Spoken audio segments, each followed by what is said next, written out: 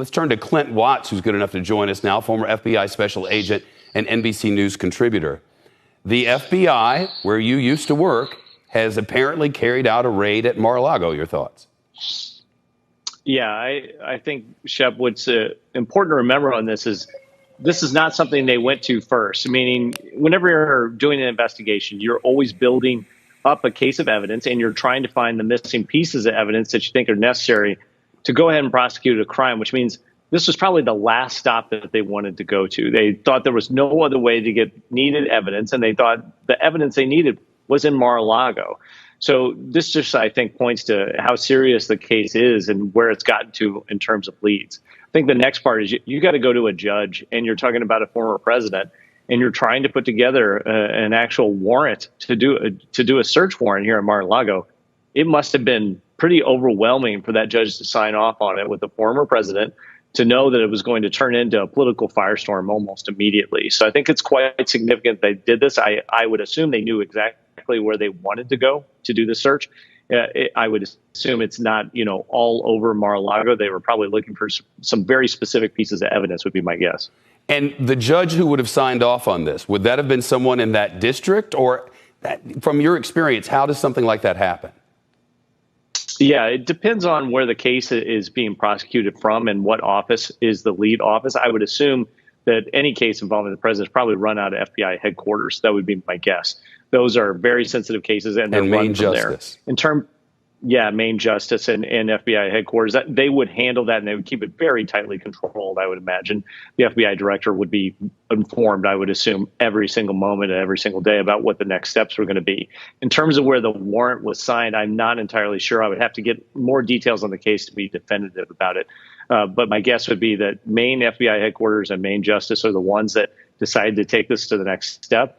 And I also would note, Shepard, as soon as I saw this story in my head, I was not surprised that there was a search warrant, but at the same point, I wasn't sure what case it was for. To be honest, there are many cases going on, around the country related to everything from election interference to even financial crimes. So I think we need to be a little bit cautious in terms of what they were hunting for. We actually don't know. We've got cases in Georgia right now for election interference. We've got cases in New York that are still pending one way or another. And then you look at what's been going on with the January 6th committee. I think there's a lot of different directions this could go. So I'm a little bit cautious to even say what they were trying to hunt for, because there's so many different criminal investigations, being conducted at the same time.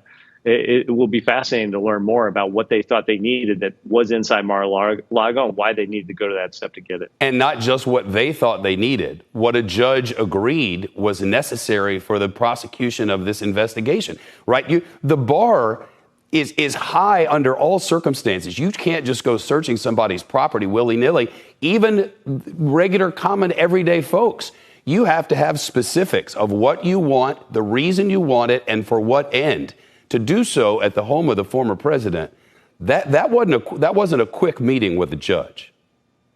No, that's right, Shepard. And that's not all. You have to prove that that's the only way you can get the evidence, meaning that there's no other mechanism by which you could acquire that evidence in order to bring it to trial. That's a way to think about it, that if you're going to bring a case for prosecution, they thought whatever it was they needed, they had to go to Mar-A-Lago to get it. There was no other way to acquire that information. And so I think this is an important point. A lot of people have been pretty hard on the Attorney General. FBI cases go on for years, on average, many years.